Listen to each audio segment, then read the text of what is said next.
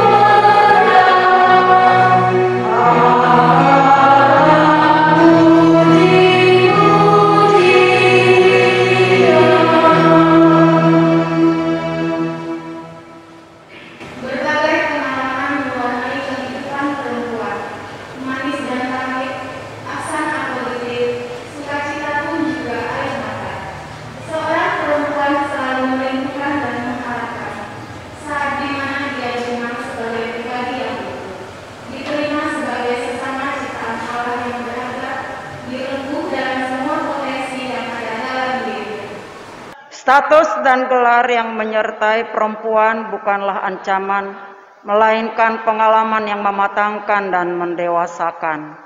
Karena perempuan adalah penolong dan sepadan. Ia mesti dipandang dan dihormati sebagai rekan perjalanan. Rumah dan keluarga adalah ruang jumpa yang nyaman, di mana anggotanya saling merangkul dalam kesatuan. Allah yang hari ini merawat dan menjamin keberlangsungan. Menetapkan rahim perempuan menghadirkan kehidupan. Kerahimannya yang ilahi itu mengajari kita menghargai perempuan. Sehingga tindakan mengabaikan hak perempuan perlu dilawan, pikiran yang menghinakan tubuh perempuan mesti ditinggalkan. Dirgahayu berkat persekutuan kaum perempuan, Allah pencipta di dalam Kristus Yesus menuntun dan merawat kita, serta Roh Kudusnya menguatkan dan memampukan setiap jiwa.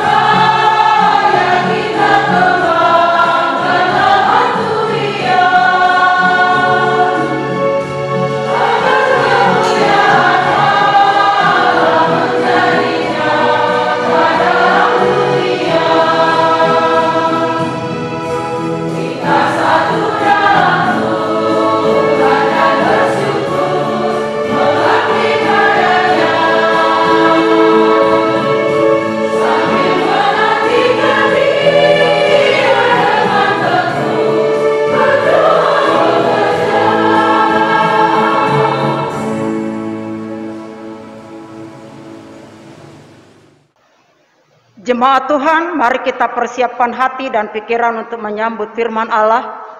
Marilah kita berdiri dan memuji Tuhan dengan menyanyikan Gita Bakti 3 bait pertama hingga 4.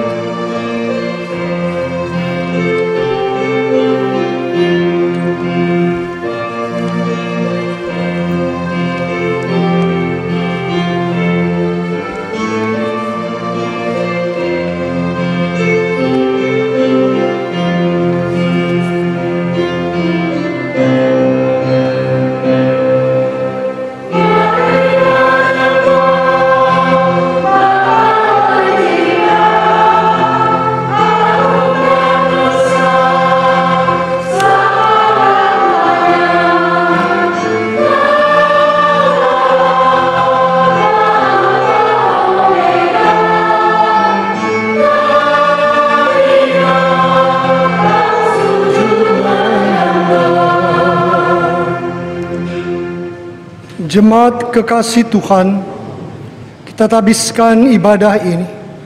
Pertolongan kita adalah dalam nama Tuhan yang menjadikan langit dan bumi.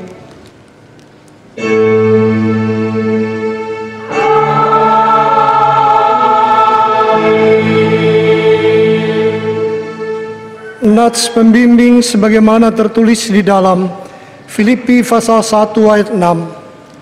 Akan hal ini aku yakin sepenuhnya, yaitu Ia yang memulai pekerjaan yang baik di antara kamu akan meneruskannya sampai pada akhirnya pada hari Kristus Yesus. Jemaat kekasih Tuhan, kita akan masuk beribadah dan terus kita akan mendapatkan berkat kasih dari Tuhan. Dan biarlah kasih karunia dan damai sejahtera dari Allah Bapa kita dan dari Tuhan Yesus Kristus menyertai saudara sekalian. Dan menyertai saudara juga.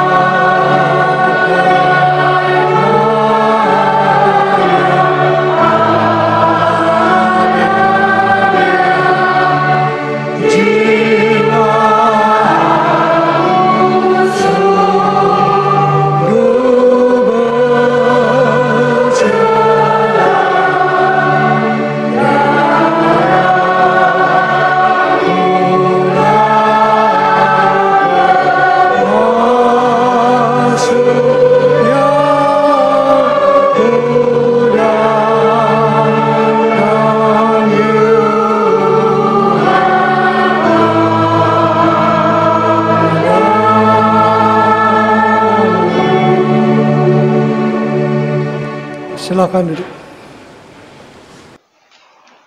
Ya Allah, di hari Minggu ke-6 Prapaskah ini, Engkau hadir sebagai anak domba. Kami mengingat dan berefleksi tentang kehidupan yang semakin sulit dan rumit. Pandemi COVID-19 masih mengancam nyawa manusia, tetapi pada saat yang sama, kami semakin kehilangan kontrol diri dan makin mengabaikan panggilan untuk menyatakan keselamatan dan kebaikan-Mu bagi sesama dan ciptaan.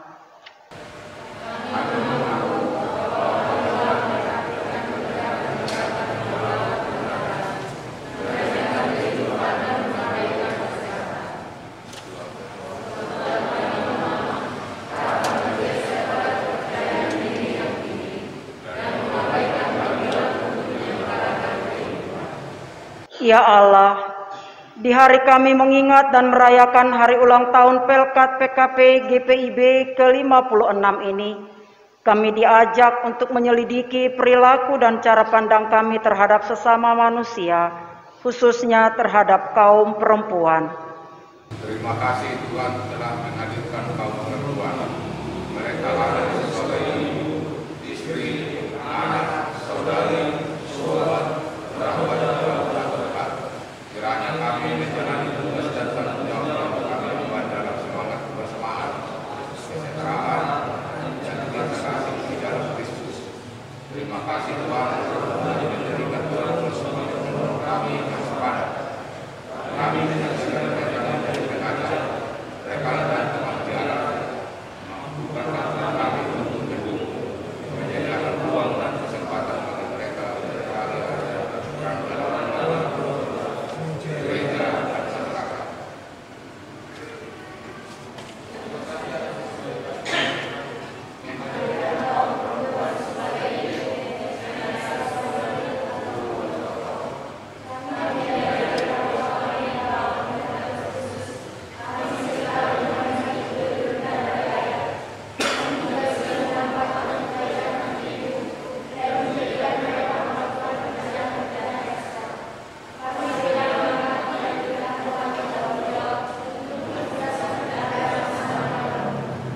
Terima kasih untuk kepercayaan menjalankan misi di dunia ini.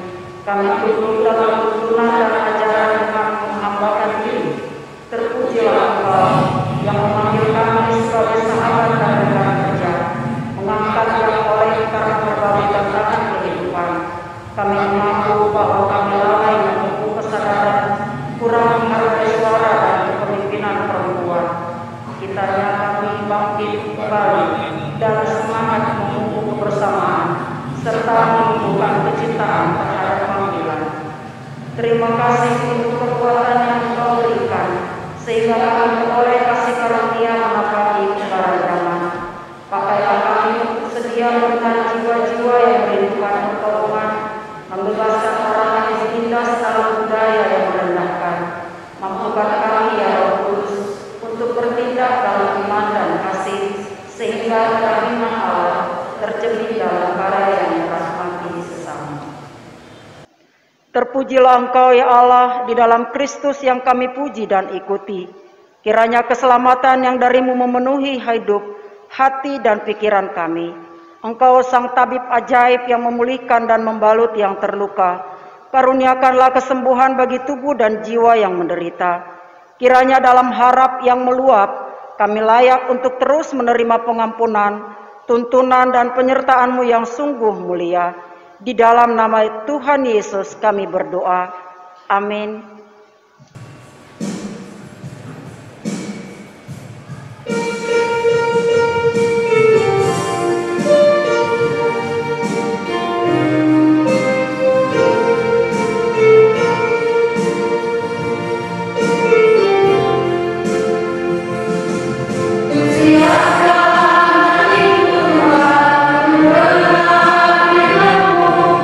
Saat ini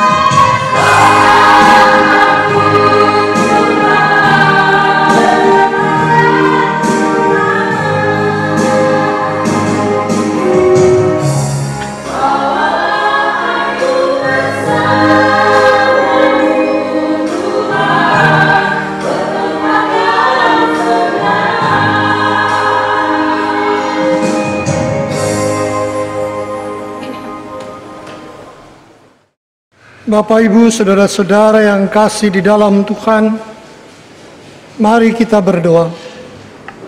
Tuhan Yesus yang mengasihi kami akan mendengarkan sabda Tuhan.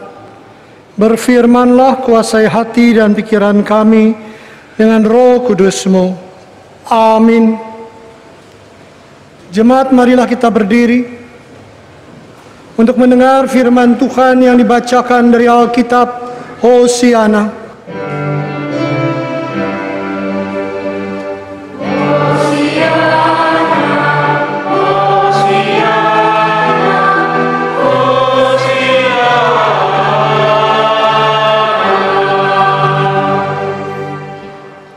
Bacaan Alkitab hari ini terambil dari 1 Tesalonika 1 ayat 1 sampai dengan 10 yang menyatakan,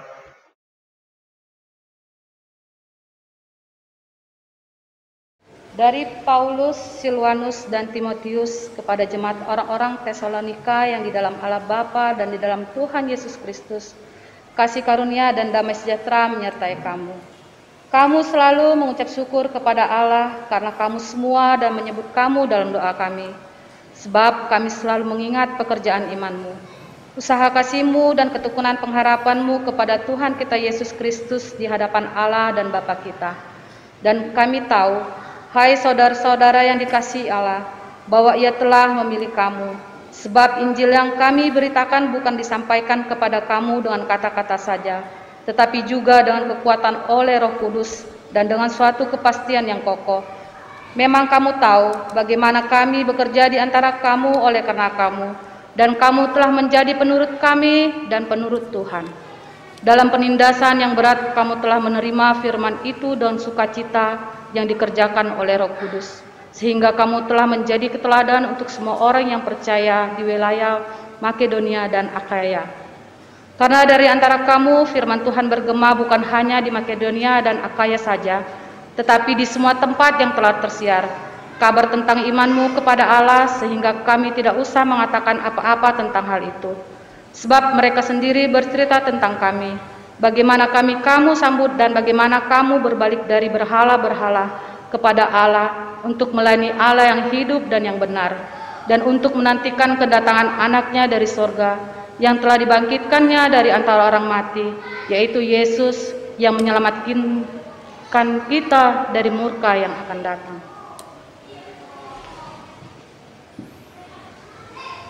Demikian pembacaan Alkitab. Hendaklah firman Tuhan dengan segala kekayaannya diam di dalam hatimu dan ucapkanlah syukur kepada Allah.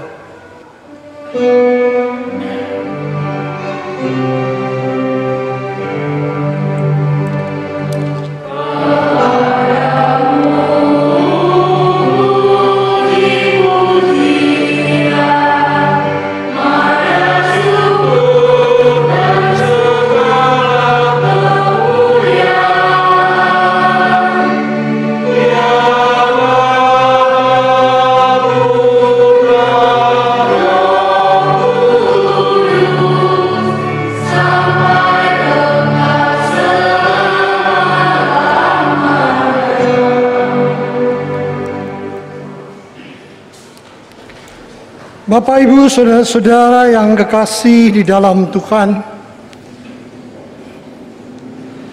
Rasul Paulus bersama Silvanus dan Timotius merasakan sukacita dan ucapan syukur yang luar biasa kepada jemaat di Tesalonika.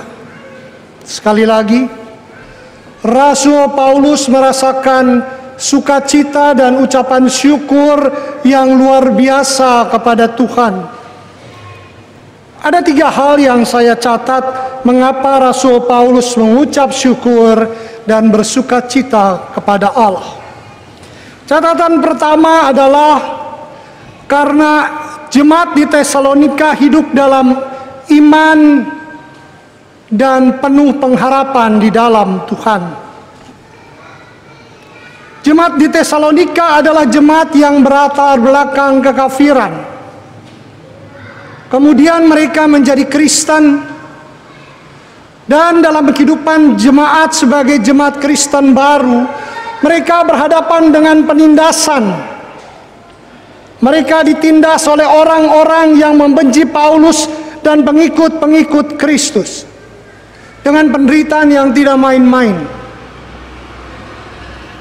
Ibu bapak saudara sekalian, dalam sejarah gereja mencatat penindasan yang dilakukan ketika orang Kristen ditangkap dan dibunuh itu ada berbagai macam model penindasannya. Yang pertama adalah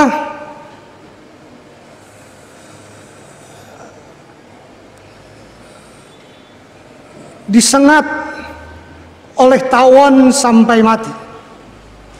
Yang kedua ditusuk dari dubur sampai ke leher, diputar seperti babi guling. Ketiga digoreng hidup-hidup.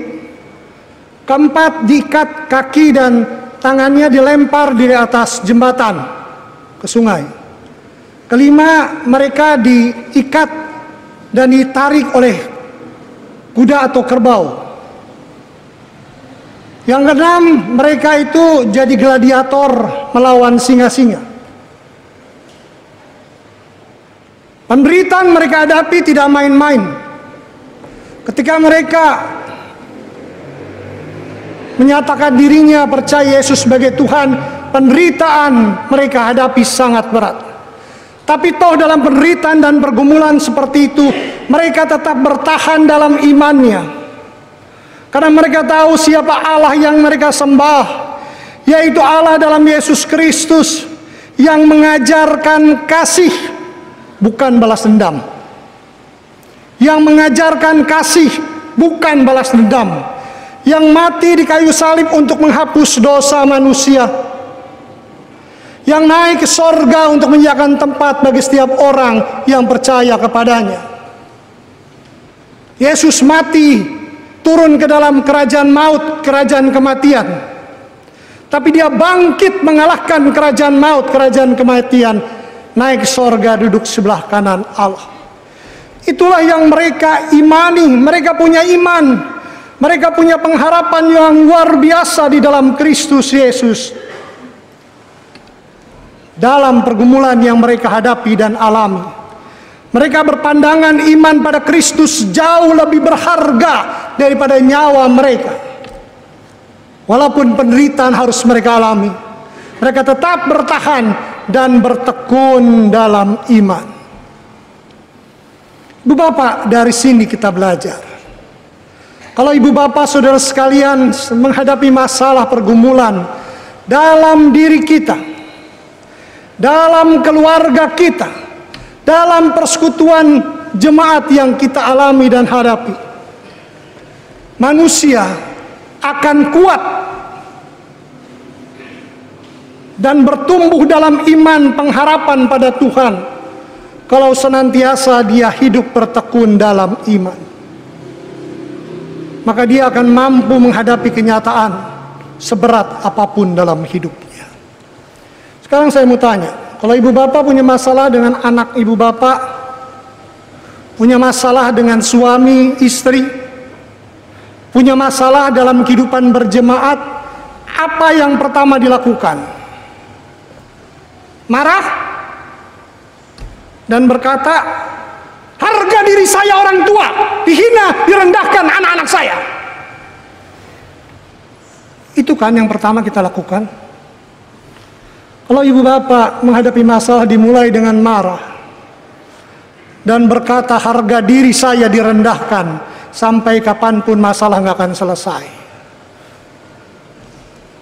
Karena anak pun merasa dirinya benar, orang tua merasa dirinya benar, suami merasa dirinya benar, istri merasa dirinya benar. Dalam persekutuan jemaat, pihak satu merasa dirinya benar, pihak lain merasa dirinya benar. Tidak akan pernah selesai sampai kapanpun. Hanya iman yang penuh dengan kerendahan hati bisa menyelesaikan masalah. Okelah awalnya kita marah, direndahkan oleh anak, direndahkan oleh pasangan, direndahkan oleh sesama jemaat.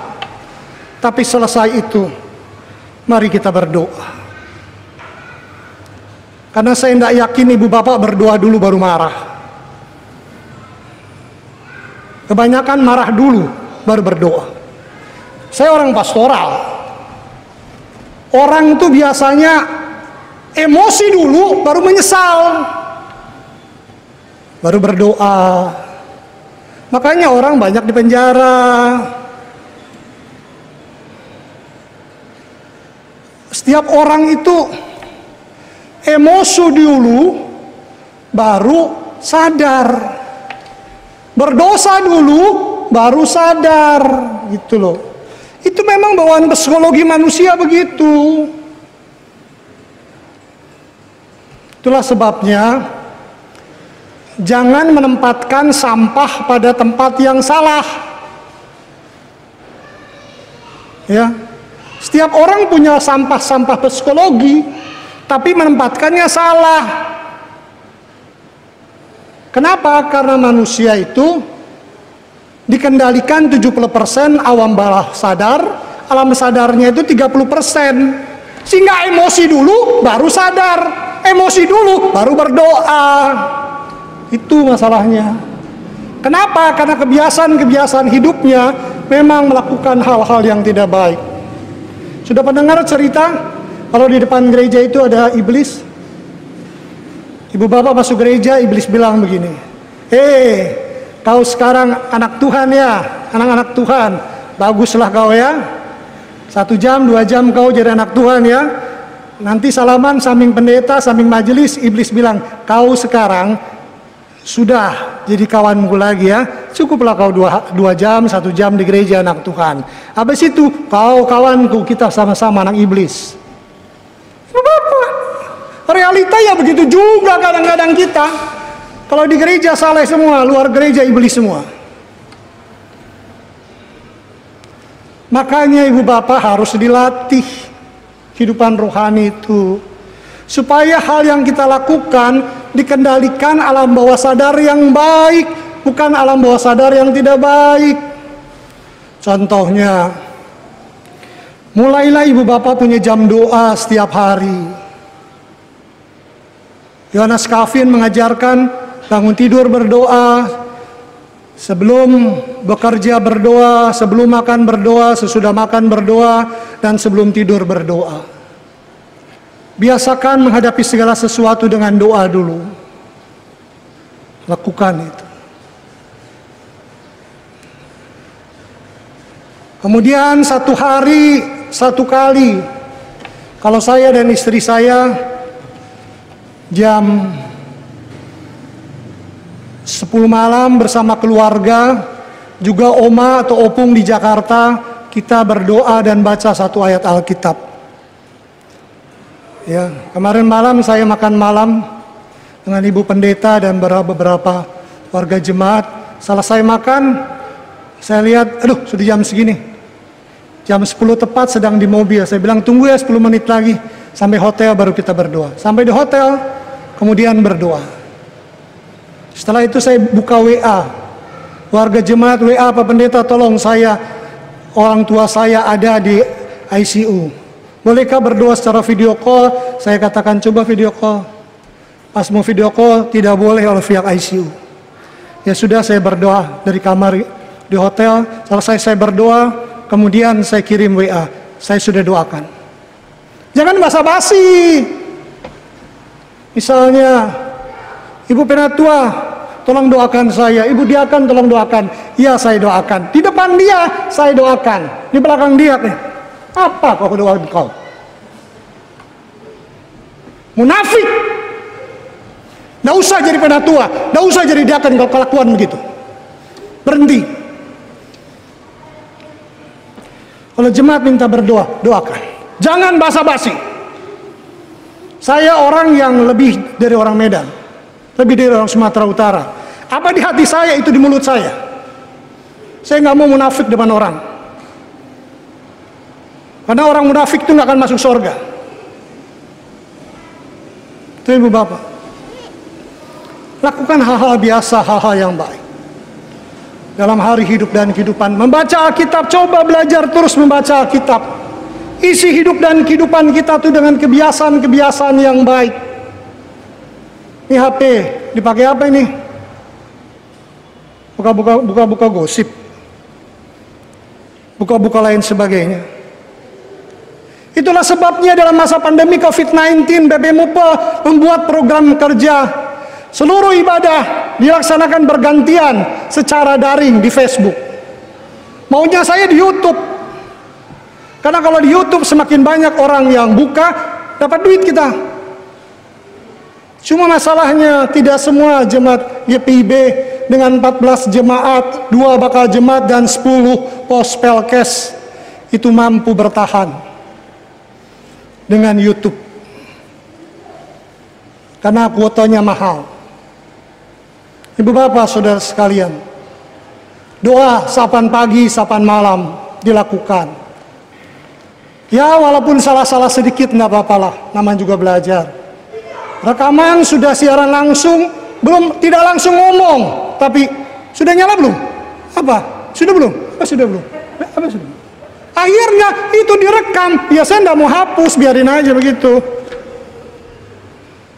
Makanya kalau di Sibolga diberikan tugas, begitu siaran langsung aja ngomong, jangan tunggu, masih ada orang belum yang lihat.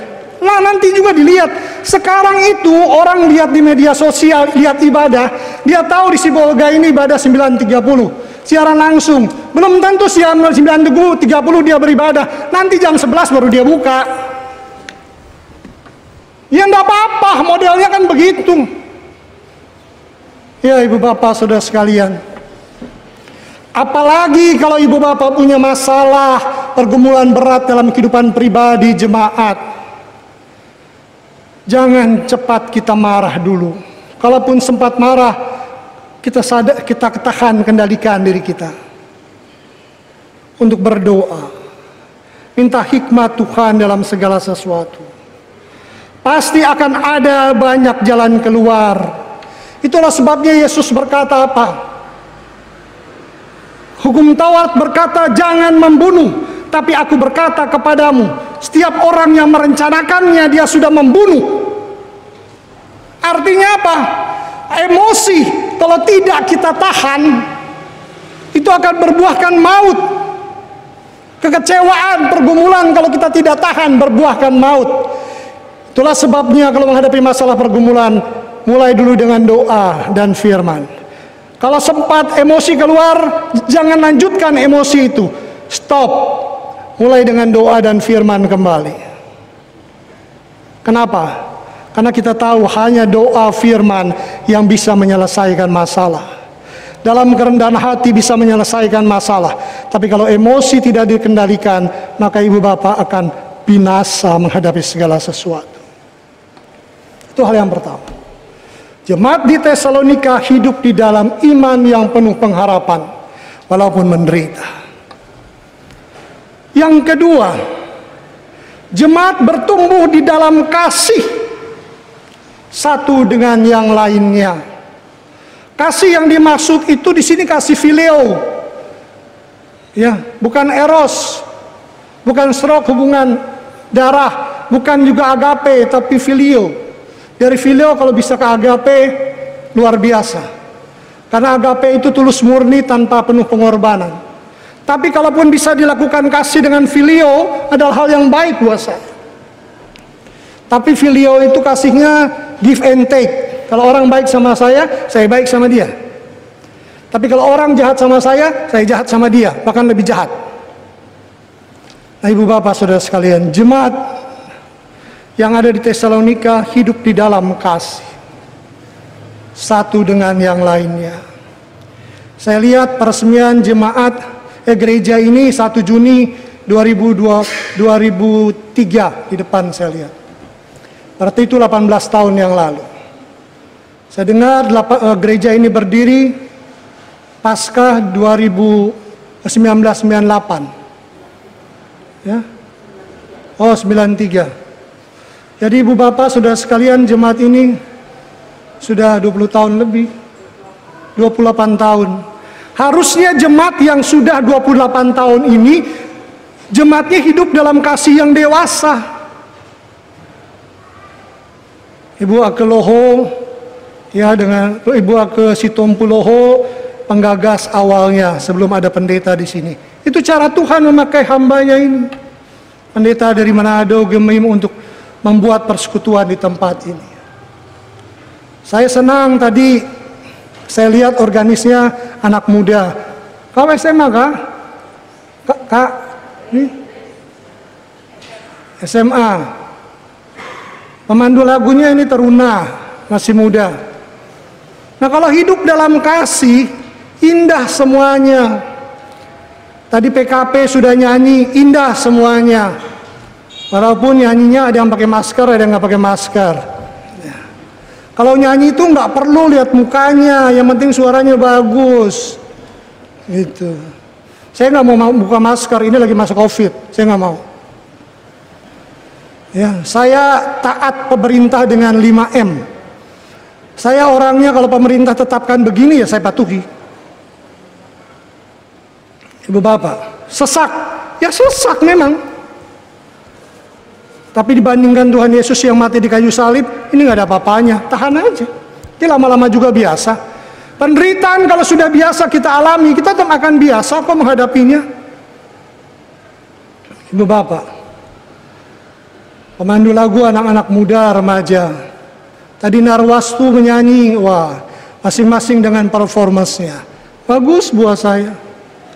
Kalau kita hidup dalam kasih, itu enak kan? Paduan suara wanita itu kan 3 suara, sopran, mezzo, sama alto. Bahkan kalau paduan suara besar, sopran 1, sopran 2, mezzo, kemudian alto 1, alto 2, 5 suara. Berbeda 5 itu. Yang satu suaranya begini, satu suaranya begini, satu suaranya begini, beda-beda. Tapi begitu menyatu dalam kasih memuji Tuhan, jadi bagus. Makanya dalam jemaat itu kalau berbeda-beda ya bagus. Tapi berbeda-beda bukan untuk semakin mempertahankan ego masing-masing, tapi berbeda untuk menyatu dalam kasih Tuhan seperti pujian yang disampaikan. Seperti itu ibu bapak. Suami sama istri tetap berbeda. Ya kalau suami sama istri kemudian menjadi sama, kacau sudah. Ibu bapak ada yang suka buka TikTok enggak? Di TikTok itu ada laki-laki orang Medan. Dia punya laki-laki orang Medan. Dia punya suami laki-laki orang Jerman. Dia tinggal di Jerman. Cilaka kan kalau keluarga sudah laki-laki dengan laki-laki, nanti perempuan dengan perempuan, itu penyesatan yang luar biasa. Di jemaat ini pun kalau berbeda nggak apa-apa, tapi berbeda yang harus bersatu di dalam kasih. Di jemaat itu menurut Dr. Wayan Mastre, mantan Bishop Gereja Kristen Protestan di Bali, filsafatnya di gereja itu seperti 5 jari ini. Pertama di gereja itu ada yang begini, Tuhan siapkan dalam gereja ada yang begini, jempol, artinya orang yang kaya, materi cukup, Tuhan siapkan. Tapi kalau orang dalam gereja hanya orang kaya saja, ya bagaimana? Nggak bisa buat apa-apa dengan jari ini. Yang kedua, di gereja itu ada yang suka begini, suka memerintah. Siapa itu ketua majelis jemaat? Pasti suka merintah, karena tugasnya memang harus begitu. Bersama-sama dengan PHM, bersama-sama dengan majelis jemaat dalam keputusan presbiteral sinodal. Kalau isinya orang kaya sama orang suka mengatur, susah juga begini. Mau kerja apa kita dengan 2 ini? Yang ketiga, jari tengah, jangkauan. Orang yang punya jangkauan relasi yang baik dengan pemerintah, dengan swasta, dengan donatur. Dalam jemaat kalau hanya 3 orang kaya suka ngatur, punya relasi ya susah juga. Yang keempat, dalam jemaat itu ada jari manis. Jemaat ini pendeta paling suka, penatua diaken paling suka. Ada gosip berkembang di jemaat, dia bilang, "Nggak usah, kita cukup berdoa saja." Sudah begitu sering bawa kue ke rumah pendeta, ya sering melakukan hal-hal yang baik. Itu pendeta paling suka tuh, jemaat jari manis ini. Dia orangnya nggak suka ribut-ribut, dia sukanya damai-damai. Tapi kalau orangnya begitu saja mau bagaimana? Orang kaya, orang suka ngatur, punya jangkauan yang luas, orang yang sungguh mengasihi, kurang lengkap walaupun sudah bersatu. Yang terakhir yaitu peserta diakonia, orang yang harus dibantu dilayani oleh gereja. Kalau bersatu semua kekuatan itu menjadi indah. Apalagi kalau makan saksang, apalagi kalau makan babi panggang karo, cek. Kalau orang Jawa makannya begini, ujung. Kalau orang Manado, saya yakin juga orang Batak begini. Ibu bapak, saudara-saudara sekalian, begitu. Ditambah lagi satu, apa? Ditambah bir, wah sudah mantap. Ibu bapak jangan munafik, kita orang yang biasa dengan hal seperti itu. Minum anggur seperti itu, tidak boleh. Tidak boleh orang bilang, kalau saya bilang boleh aja. Yang penting nggak boleh mabuk, pakai batas, begitu. Karena itu pun tetap bermanfaat. Bapak Ibu Saudara sekalian, ada juga yang berkata persekutuan gereja itu seperti sapu lidi, terpisah satu dengan yang lainnya. Kalau yang ingin dalam gereja itu, yang ingin bekerja hanya satu kelompok seperti sapu lidi, itu sakit itu. Ambil satu sapu lidi ya, inang sintua ya, pukul suamimu sampai itu, sakit itu. Apalagi sapu lidinya yang keras, yang agak tebal sedikit, sakit itu. Begitu. Tapi kalau disatukan sapu lidi itu, akhirnya bekerja bersama, semuanya indah. Ibu bapak suka lihat akrobat-akrobat orang, ternyata dia tidur di atas paku yang banyak begitu. Itu tidak apa-apa, tidak akan terluka. Kenapa? Itu kan saling menopang semuanya. Tapi kalau tidur di atas satu paku, itu baru hebat.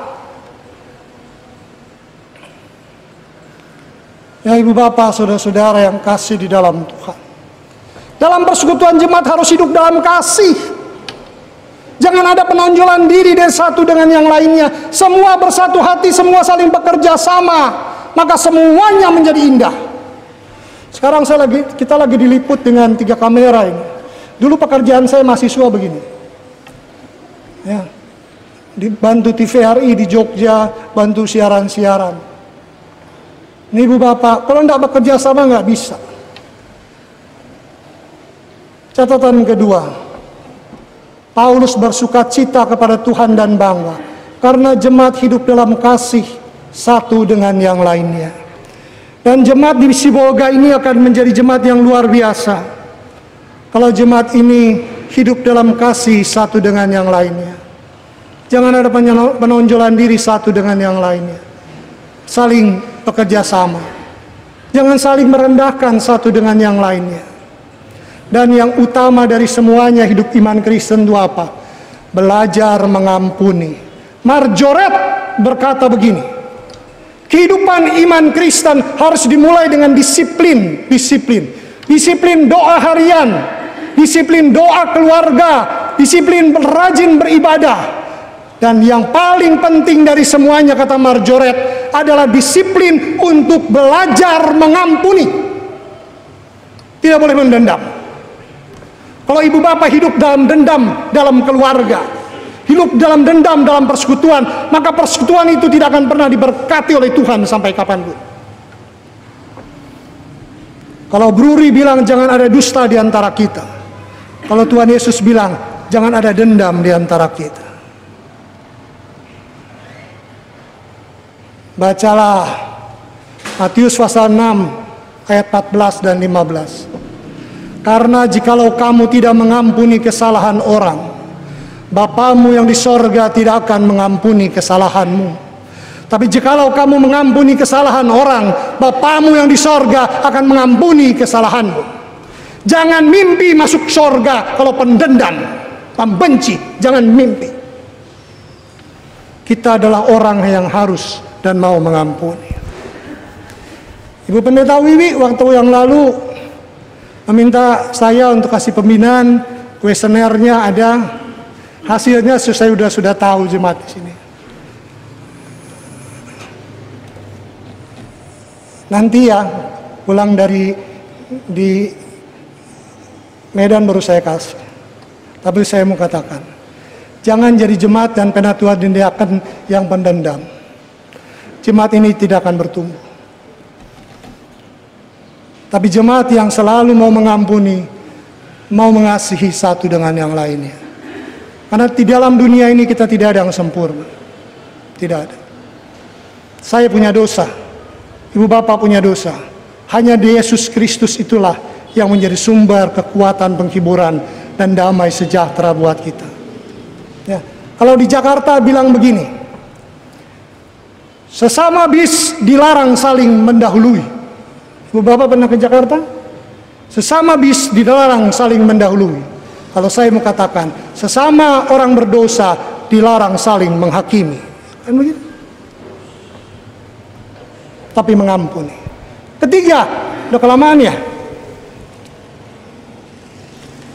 Ketiga, yaitu jemaat di kota Tesalonika itu hidup dalam teladan dan menjadi kesaksian bagi jemaat-jemaat di Makedonia. Jemaat-jemaat di Makedonia bilang begini, kita harus belajar dari jemaat di Tesalonika dalam iman, pengharapan, dan kasih. Seluruh jemaat-jemaat di Makedonia memuji jemaat di Tesalonika. Luar biasa. Kenapa? Sekali lagi karena hidup dalam iman, pengharapan, dan hidup dalam kasih yang luar biasa.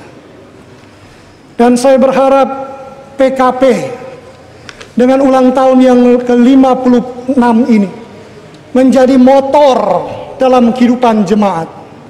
Karena kalau PKP-nya rukun, hidup dalam iman, hidup dalam kasih, maka jemaat Sibolga ini akan maju. Tuh.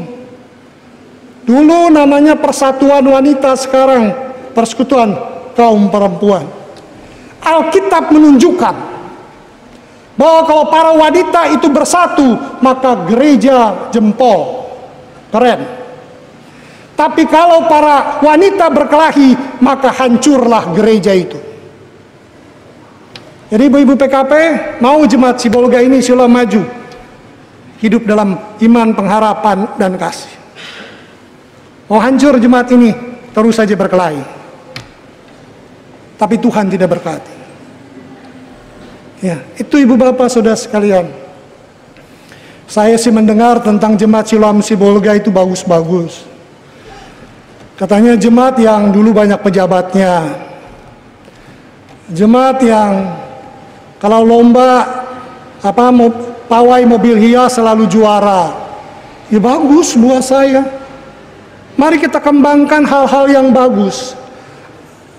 Sehingga orang akan berkata jemaat Siloam Sibolga ini luar biasa. Bisa jadi contoh, bisa menjadi teladan bagi gereja-gereja lainnya. Dan inilah yang kita harus angkat. Jadi dalam diri ibu bapak saudara sekalian, kita harus katakan begini. Kalau jemaat di Tesalonika saja bisa menjadi contoh teladan bagi jemaat di Makedonia, maka jemaat Siloam Sibolga ini adalah jemaat yang harus menjadi contoh teladan bagi gereja-gereja yang ada di kota Sibolga ini. Itu harus ada dalam pikiran setiap seluruh warga jemaat yang ada di dalamnya. Kita harus jadi teladan dalam kehidupan gereja-gereja di Sibolga ini. Hidup dalam iman, bertekun di dalamnya, di dalam pengharapan dalam Tuhan dan di dalam kasih. Maka saya yakin kehidupan jemaat ini akan diberkati selalu dan senantiasa. Asalkan sekali lagi masing-masing berkata dalam diri dan hatinya, gereja kita harus menjadi teladan contoh bagi gereja-gereja lainnya di kota Sibolga ini. Apalagi kalau gereja-gereja lainnya pun berkata, gereja kita harus menjadi contoh teladan untuk gereja-gereja lainnya di Sibolga. Semua gereja di Sibolga berkata seperti itu. Maka yang muncul di kota Sibolga apa? Orang Kristen jadi contoh teladan untuk seluruh masyarakat di Sibolga, di Tapanuli Tengah ini. Amin.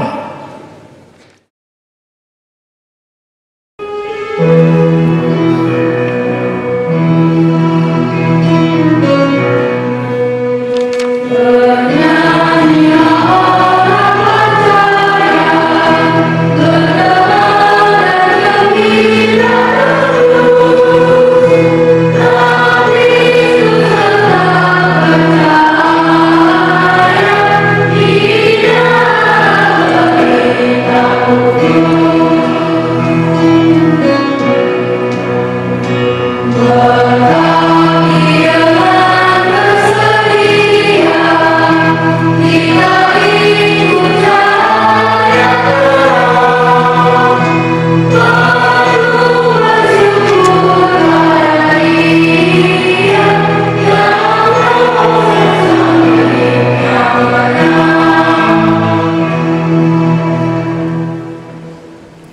Mari kita berdiri. Kita ucapkan pengakuan iman rasuli, hendaklah masing-masing berkata, aku percaya.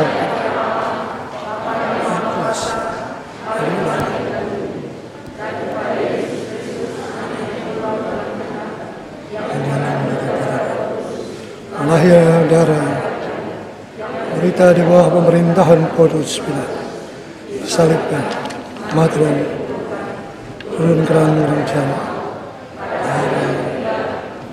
Dia mendorongnya, naik ke sorga, duduk sebelah kanan Allah, Bapa yang Maha, datang dari sana, untuk menghakimi orang yang hidup dan yang mati. Aku percaya pada Roh Kudus, Gereja yang kudus dan aman, persekutuan orang kudus, pengampunan dosa, kebangkitan daging, dan hidup yang kekal. Mari kita berdoa. Sabdamu mengingatkan kami di rangkaian HUT PKP yang ke-56, juga kehidupan keluarga dan kami, bahwa Paulus bersuka cita dan mengucap syukur kepada Allah karena 3 hal yang membuat jemaat Tesalonika itu luar biasa. Dan itu kami ingin hidup di dalam kehidupan iman seperti jemaat Tesalonika.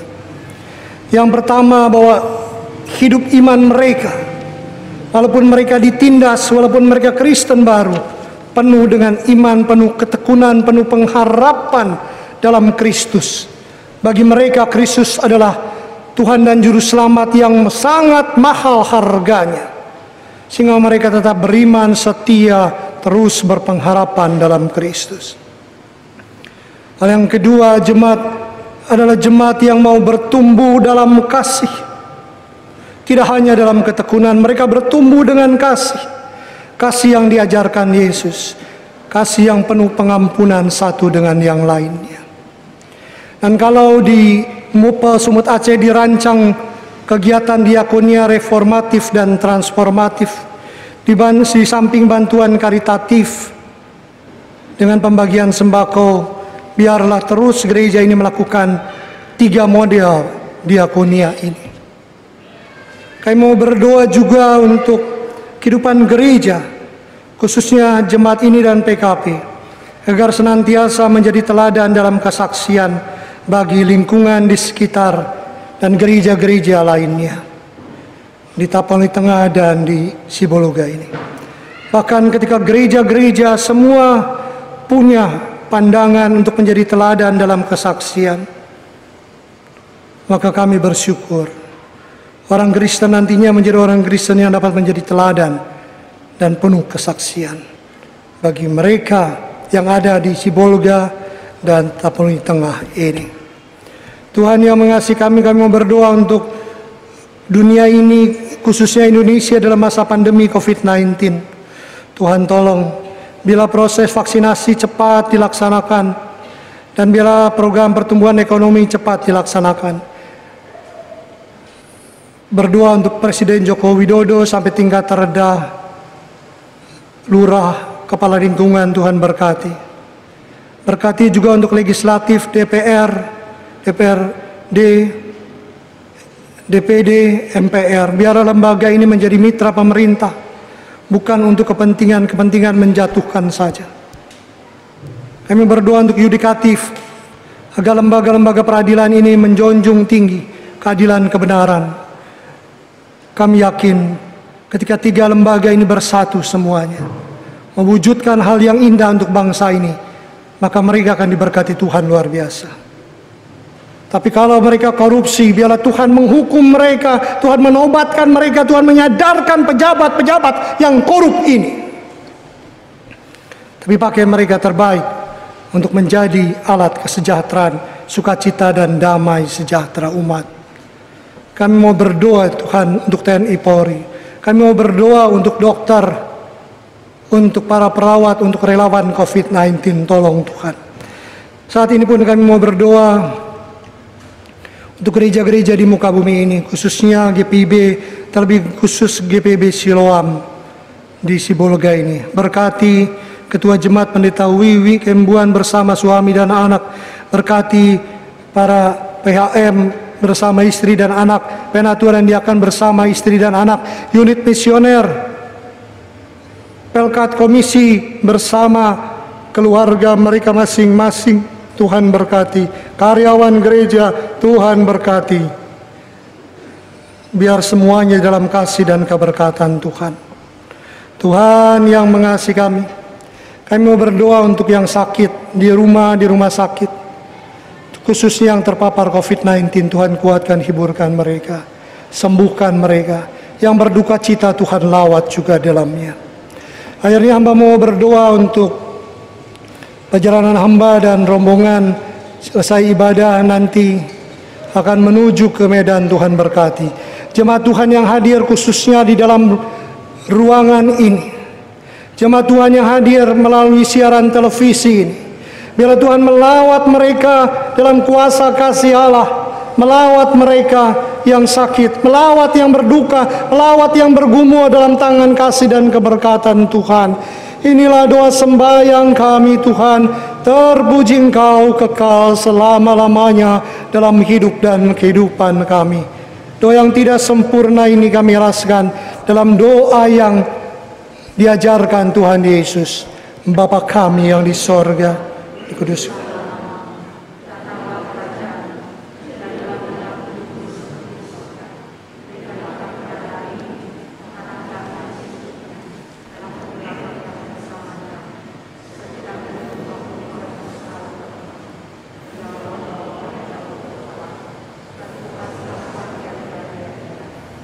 Amen.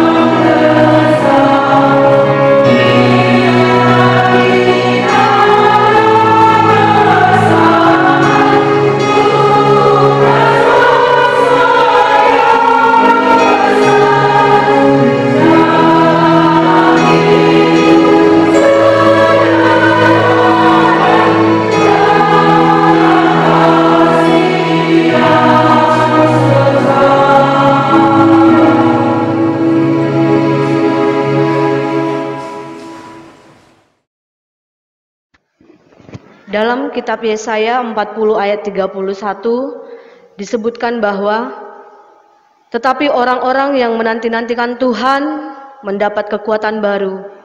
Mereka seumpama Raja Wali yang naik terbang dengan kekuatan sayapnya. Mereka berlari dan tidak menjadi lesu. Mereka berjalan dan tidak menjadi lelah. Allah di dalam Kristus Yesus adalah sahabat sejati yang setia. Kita bersuka cita untuk kekuatan baru yang Sobat Agung anugerahkan. Mari kita memberi persembahan sebagai tanda syukur kepadanya. Tuhan memberkati saudara dan persembahan saudara. Kita bernyanyi dari Gita Bakti 218 seraya mengumpulkan persembahan.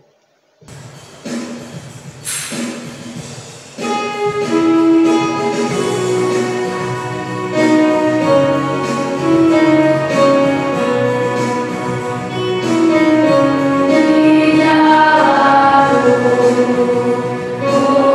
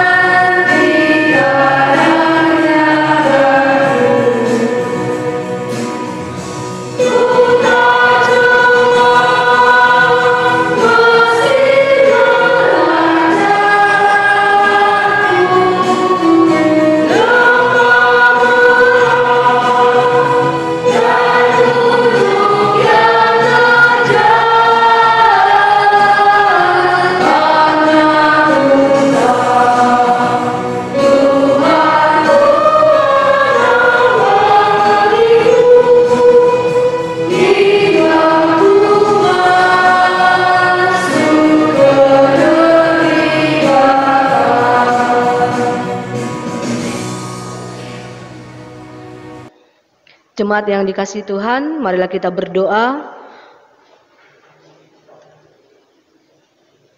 untuk persembahan ini. Kita berdoa. Ya Allah, kiranya persembahan yang kami kumpulkan ini secara langsung di gedung gereja atau melalui cara online, Engkau terima dan berkati. Kiranya kami sebagai gereja-Mu tunduk dalam sikap hormat dan patuh untuk menyerahkan dan mengelola persembahan yang adalah harta milik-Mu ini, ya Tuhan.